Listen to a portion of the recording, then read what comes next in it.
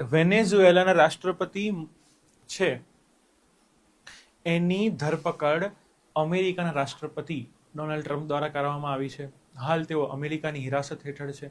અમેરિકાએ વેનેઝુએલા પર હુમલા કર્યા અને એલિગેશન્સ અમેરિકાના શું છે કે ભાઈ વેનેઝુએલાના રાષ્ટ્રપતિ એક્ટિવલી નાર્કો ટેરરિઝમને પ્રોત્સાહન આપે છે. તેમના પર નાર્કો ટેરરિઝમના ચાર્જીસ લગાવવામાં આવેલા છે અને જે ઇન્ટરનેશનલ નિયમો છે એની સાથે વેનેઝુએલા કમ્પ્લાય કરતું નથી.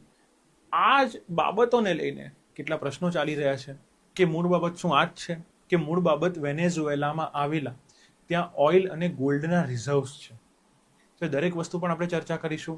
અને આ જે મનરો સિદ્ધાંત છે એ મનરો સિદ્ધાંત શું છે, કઈ રીતે મનરો સિદ્ધાંત આ વેનેઝુએલા અને અમેરિકાના મુદ્દામાં જોડાયેલો છે, એ તમામ વિશે આપણે ચર્ચા કરીએ. હવે 3 જાન્યુઆરીના રોજ અમેરિકી દળો દ્વારા વેનેઝુએલાના રાષ્ટ્રપતિ નિકોલાસ માદુરોની ધરપકડ કરવામાં આવી. અમેરિકાના પ્રત્યક્ષ હસ્તક્ષેપવાદના પુનરાગમનની અંગે ચર્ચા ફરીથી શરૂ થઈ ગઈ. આ ઘટનાને સિદ્ધાંત આધારિત લશ્કરી કાર્યવાહી અને તેની વૈશ્વિક અસરો અંગે ચિંતા પેદા કરી છે. ઓકે, એક વસ્તુ છે એને તમારે સમજવી ખૂબ જરૂરી છે. એક સિદ્ધાંત છે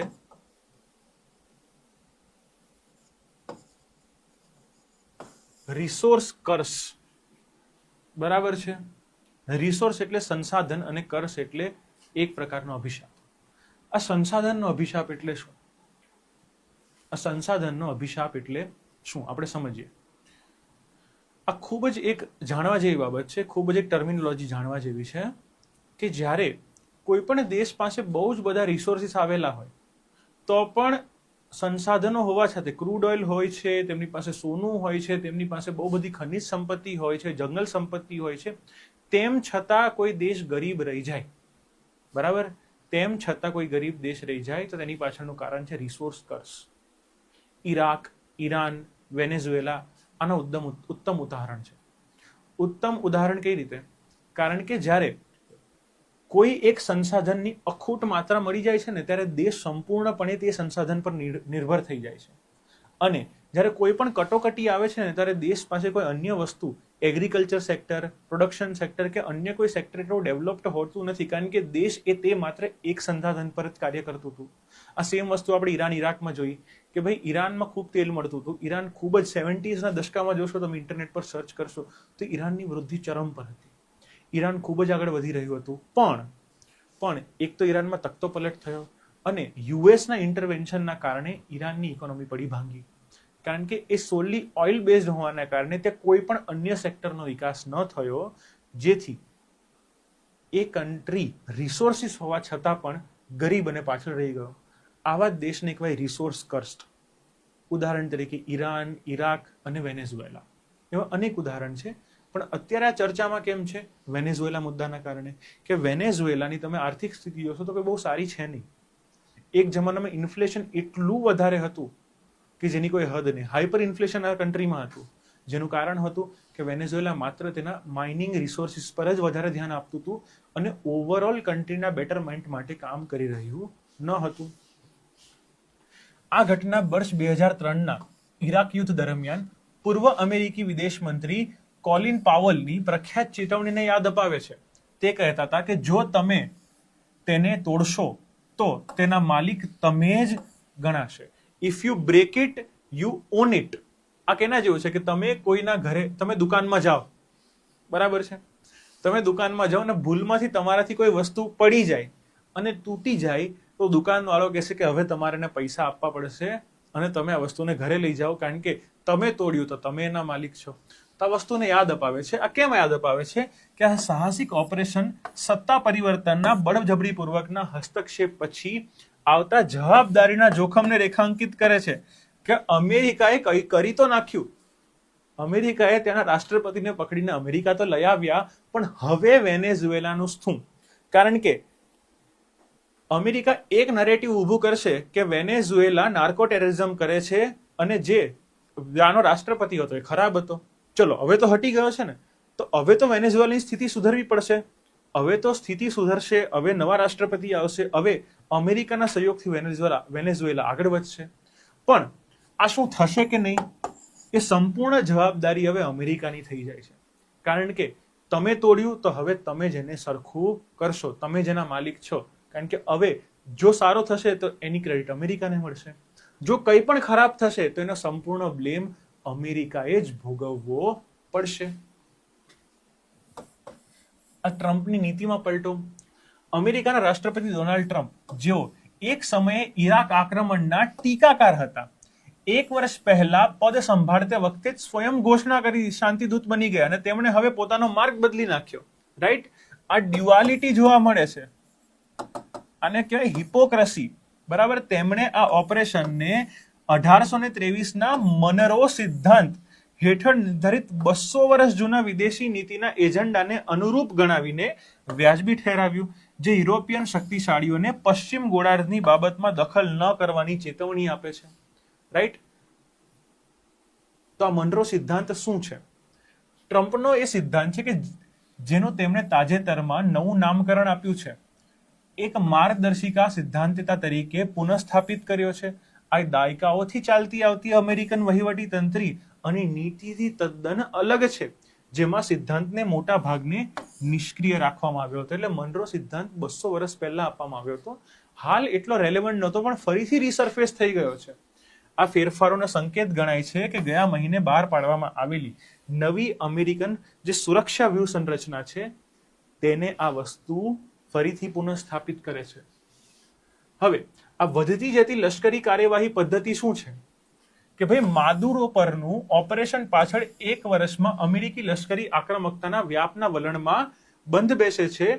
સિરિયા, નાઇજીરિયામાં હવાઈ હુમલાના આદેશો, ઈરાન વિરોધી પ્રદર્શન વચ્ચે હસ્તક્ષેપની ધમકી, 2025ની શરૂઆતમાં ઈરાની પરમાણુ સુવિધાઓ, કેરેબિયનમાં ડ્રગ સ્મગલિંગ બોટ, યમનમાં હુથી દળો, સોમાલિયામાં આતંકવાદીઓ, ઈરાકમાં ઇસ્લામિક જૂથોને નિશાન બનાવવાની કાર્યવાહી, આ તમામ વસ્તુ અમેરિકાની પોલિસીને રીસર્ફેસ કરે છે કે હવે અમેરિકા કઈ રીતે રેડિકલ એક્શન લઈ રહ્યું છે, કઈ રીતે અમેરિકા હવે એવી રીતે નેશન ફર્સ્ટનો ઉપયોગ કરી રહ્યું છે જેમાં અન્ય દેશોનું હિત ન જોવામાં આવે. અહીંયા બીજી વાત એ છે કે સાથે મળીને આ પગલા એક પક્ષીય લશ્કરી શક્તિ છે કે અહીંયા વેનેઝુએલાના લશ્કરને કોઈ મુદ્દો કે કોઈ મોકો મળ્યો જ નથી, જે એક ચિંતાજનક વસ્તુ થઈ જાય છે. વેનેઝુએલામાં હસ્તક્ષેપ એ અત્યાર સુધીનો સૌથી સ્પષ્ટ સંકેત છે કે અમેરિકી હસ્તક્ષેપવાદ પાછો આવ્યો છે. અને પહેલા અમેરિકા બહુ હસ્તક્ષેપ કરતું હતું મનરો સિદ્ધાંત મુજબ, પણ અમેરિકાએ વચ્ચે એ વસ્તુ ટાળી હતી, પણ ફરીથી રિસર્ફેસ થઈ રહ્યું છે. જેવી રીતે અમેરિકાએ પોતાની ફોર્સ અફઘાનમાંથી ડિપ્લોય કરેલી પાછી લઈ લીધી, એવી જ રીતે આપણને એવા આસાર આવ્યા હતા કે ધીરે ધીરે અમેરિકા હસ્તક્ષેપવાદી નીતિથી દૂર જઈ રહ્યું છે. પણ આ વેનેઝુએલાનો કિસ્સો શું છે? વેનેઝુએલાનો કિસ્સો બતાવે છે કે ના, અમેરિકા ત્યાંનું ત્યાં છે અને અમેરિકા અન્ય દેશની બાબતમાં હસ્તક્ષેપમાં એટલું જ માને છે જેટલું આજથી 100 વર્ષ 200 વર્ષ પહેલા માનતું હતું, 50 વર્ષ પહેલા માનતું હતું. અને એ જ હિસ્ટ્રી રિપીટ્સ ઇટસેલ્ફ થઈ રહ્યું છે. રાઈટ? શા માટે વેનેઝુએલાનું મહત્વ છે? આ તેલનું પરિબળ શું છે કે ભાઈ US energy information administration, EIA કરીને યુએસની સંસ્થા છે, અનુસાર વેનેઝુએલામાં વિશ્વનો સૌથી મોટા સાબિત થયેલા ક્રૂડ ઓઇલનો ભંડાર આવેલો છે. મેઇન વાત જો બહાર નીકળે છે મિત્રો, જેમાં 300 અબજ બેરલ થી વધુ છે. રાઈટ? 300 બિલિયન બેરલ, 300 ની પાછળ 9 મીંડા.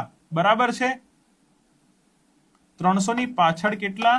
1 2 3 4 5 6 7 8 9 9 મીંડા, 300 બિલિયન બેરલ, આટલું તેલ. અને એક બેરલમાં 200 લીટર હોય. ઇમેજિન કરો કેટલું તેલ છે. અને રિફાઇન કરવામાં આવે તો કેટલું બધું ક્રૂડ ઓઇલ અને કેટલી પેટ્રોલિયમ પ્રોડક્ટ્સ મળે. તો આટલો રિઝર્વ, વિશ્વનો સૌથી મોટો રિઝર્વ વેનેઝુએલામાં છે. આમ છતાં વેનેઝુએલા દરરોજ માત્ર 10 લાખ બેરલ જ ઉત્પાદન કરે છે, જે વૈશ્વિક ઉત્પાદનના આશરે માત્ર 0.8% છે. રાઈટ? તો મેં તમને કીધું હતું ને કે રિસોર્સ કર્સ, એ રિસોર્સ કર્સનું પરિણામ આ જ છે. કારણ કે તમે આંતરમાળખું ના વિકસાવો તો ભલે તમારી પાસે સોનું હોય, પણ એ સોનું કોઈ કામનું નથી. શેવરોન એકમાત્ર વિદેશી ઓઇલ કંપની છે જે વેનેઝુએલા ક્રૂડમાં હિસ્સો ધરાવે છે, જે દેશના ઉર્જા ક્ષેત્રમાં અમેરિકી હિતોનું વિશિષ્ટ રીતે સ્થાપિત કરે છે. આ એક યુએસએની ઓઇલ કંપની છે.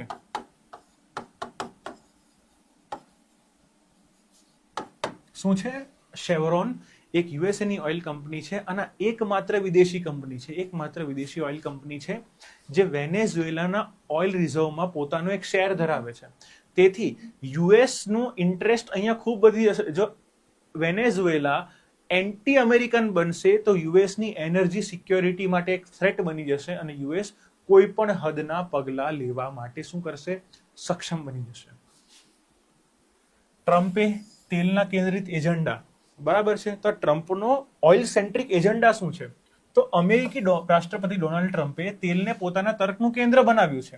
તેમણે જણાવ્યું કે ભાઈ અમેરિકા વેનેઝુએલાના ભંડાર પર નિયંત્રણ મેળવશે અને અમેરિકન કંપનીઓને ત્યાં ભાંગી પડેલા ઓઇલ ઇન્ફ્રાસ્ટ્રક્ચરને સુધારવા માટે, ઉત્પાદન વધારવા માટે અબજો ડોલરનું રોકાણ કરવાનું તૈનાત કરશે.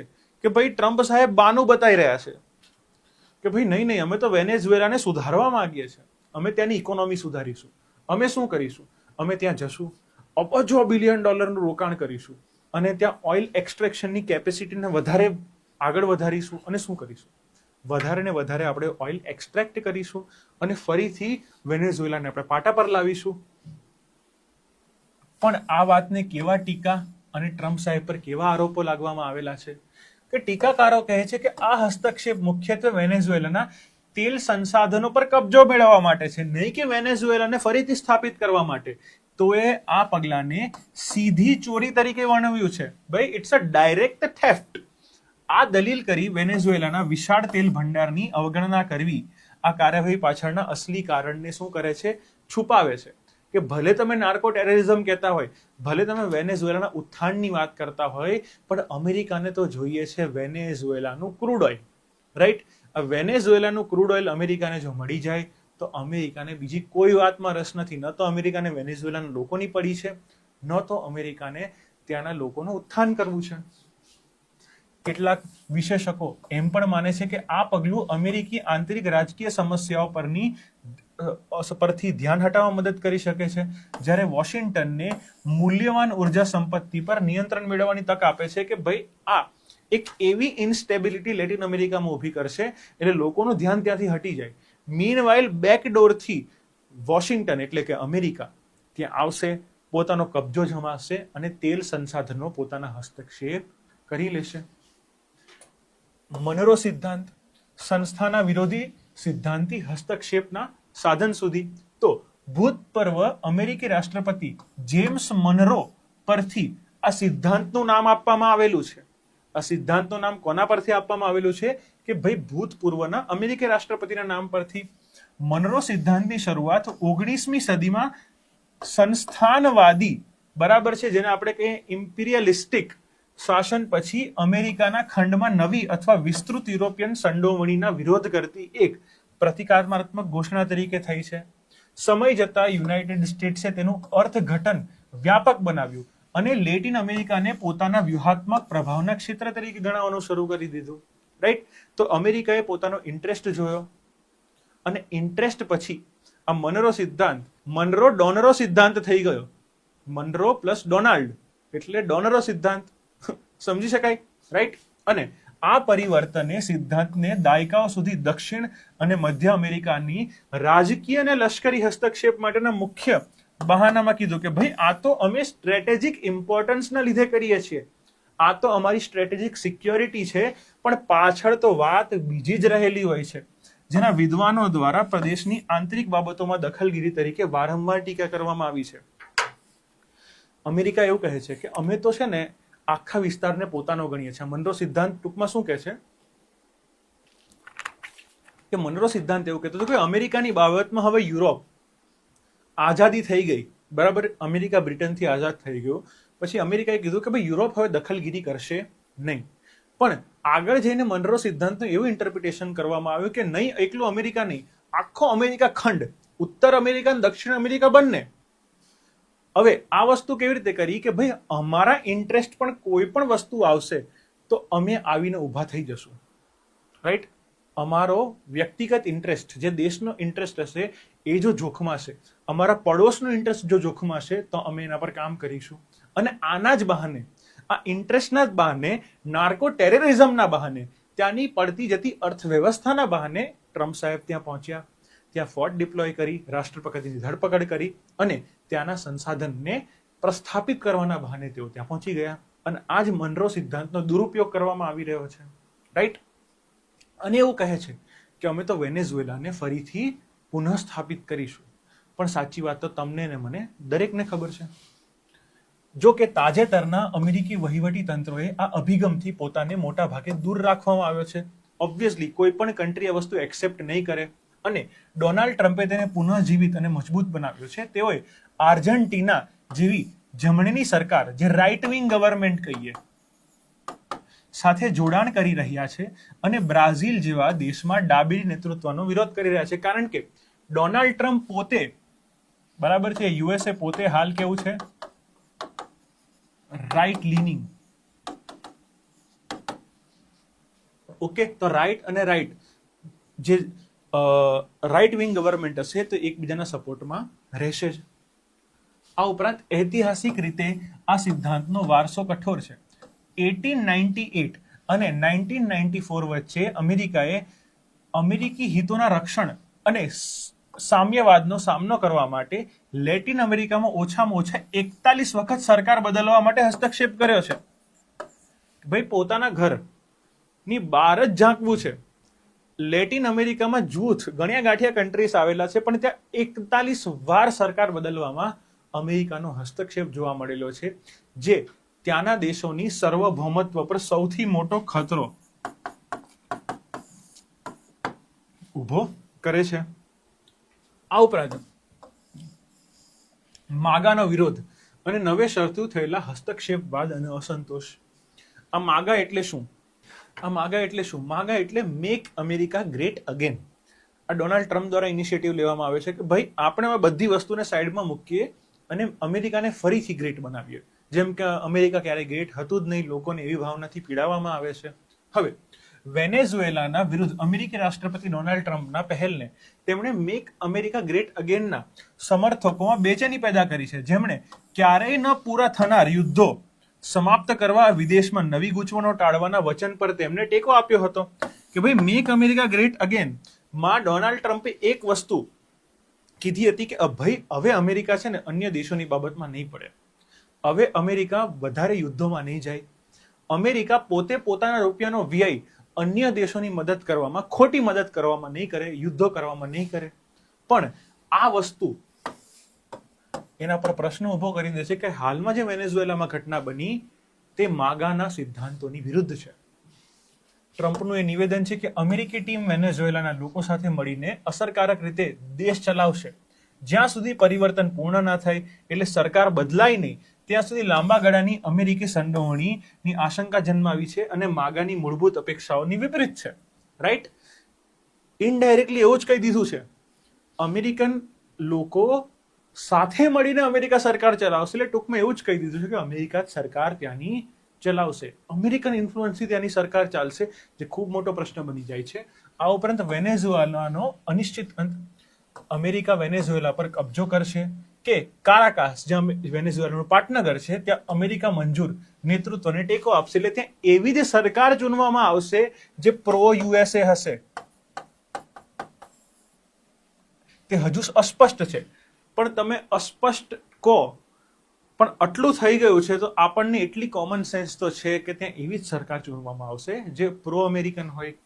રાષ્ટ્રપતિ ડોનાલ્ડ ટ્રમ્પે વચગાળાના રાષ્ટ્રપતિ ડેલ્સી રોડ્રિગ્સના સહકારનો સંકેત આપ્યો હોવા છતાં તેમણે તરત જ અમેરિકી કાર્યવાહીની નિંદા કરી હતી. તો વેનેઝુએલાના પણ જે પોલિટિકલ શિફ્ટ જોવા મળ્યો છે એનાથી ત્યાંના સ્થાનિક લોકોએ પણ તેની તક લેવાની કરી હતી, પણ ત્યાંના લોકોના સમર્થનને જાળવી રાખવા અમેરિકાના મુદ્દાની નિંદા પણ કરી હતી. માદુરો પછીની સરકારનું અસ્તિત્વ, જમીન પર અમેરિકી સૈનિકોની ગેરહાજરી અને ઊંડા રાજકીય વિભાજન કોઈ પણ પરિવર્તનને જટિલ બનાવે છે. ખાસ કરીને જ્યારે તેલ દાવ પર હોય. 2024ની વિવાદિત ચૂંટણી, એડમન્ડો ગોન્ઝાલેસ દ્વારા વિજયના દાવા અને મારિયા કોરિના, બરાબર છે, ખૂબ જ મોટા વેનેઝુએલાના ફિગર છે, રાઈટ? અને માચાડોને હાંસિયામાં ધકેલી દેવા જેવી બાબતોને અનિશ્ચિતતામાં વધારો કરી દીધો છે. એટલે વેનેઝુએલાનું પોતાનું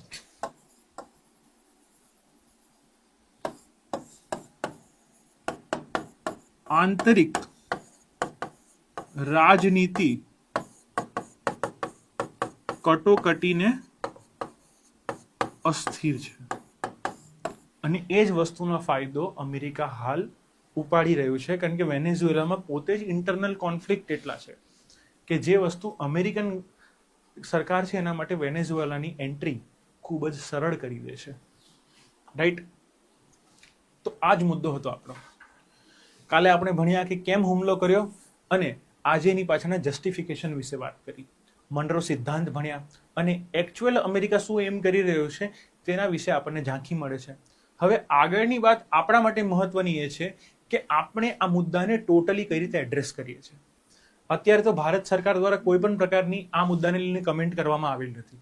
ભારત સરકારે માત્ર એટલું જ કીધું છે કે ભાઈ ભારતીય લોકો છે ત્યાં જવાનું ટાળે અને જે પણ ભારતીય વેનેઝુએલામાં હોય એ અત્યારે પોતાના સ્થળે સેફ રહે, ભારતની એમ્બસીના સંપર્કમાં રહે અને બીજી કોઈ વસ્તુ કરે નહીં. રાઈટ? આ વસ્તુ કેવી પેન આઉટ થશે એ તો નજીકના ભવિષ્યમાં જ ખબર પડશે. એના વિશે પણ આપણે ન્યૂઝ લાવતા રહીશું, સતત શીખતા રહીશું. તો આજ માટે આપણે આટલું જ રાખીએ. ઓકે, જતા પહેલા આપણે એકવાર જોઈ લઈએ કે જીપીએસસી 2026નું કેલેન્ડર આવી ગયું છે. વેબ સંકુલ દ્વારા એના માટે એક પ્લાનર કોર્સ લોન્ચ કરવામાં આવેલો છે. અહીંયા તમને સંપૂર્ણ પ્રિલિમ અને મેન્સની તૈયારી કરવામાં આવશે, નવા સિલેબસ પ્રમાણે તૈયારી કરવામાં આવશે, આન્સર રાઇટિંગ પ્રેક્ટિસ હોય કે એમસીક્યુ હોય દરેક વસ્તુ અહીંથી પ્રોવાઈડ કરવામાં આવશે. સાથે સાથે મહત્વની બાબત એ છે કે માઇન્ડ મેપ અને લેક્ચરની પીડીએફ દ્વારા તમને રિવિઝનની સંપૂર્ણ ફેસિલિટી અહીંયા પ્રોવાઈડ થઈ જશે. કોર્સ 6 મહિનાનો લેશો તો 2,999નો છે, 12 મહિનાનો લેશો માત્ર 3,999નો છે. તો જે વિદ્યાર્થી 2026માં આવનારી જીપીએસસી ક્લાસ 1, 2 અને એસટીઆઈ ડીવાયએસઓ જેવી તમામ પરીક્ષાનો ફાયદો એક જ સાથે લઈ લેવા ઈચ્છતા હોય એક જ પ્લાનર પેકેજમાં, તો તેના માટે આ ખૂબ જ સારી તક છે. જો વિદ્યાર્થી વધારે આના વિશે જાણવા ઈચ્છતો હોય તો અહીંયા જણાવેલા નંબર પર કોલ કરી શકે છે. ઓકે, તો તમામ વિદ્યાર્થીઓને ગુડ નાઇટ. આપણે કાલે મળીશું નવા ટોપિક સાથે, નવી વસ્તુ શીખીશું. થેન્ક યુ, આભાર.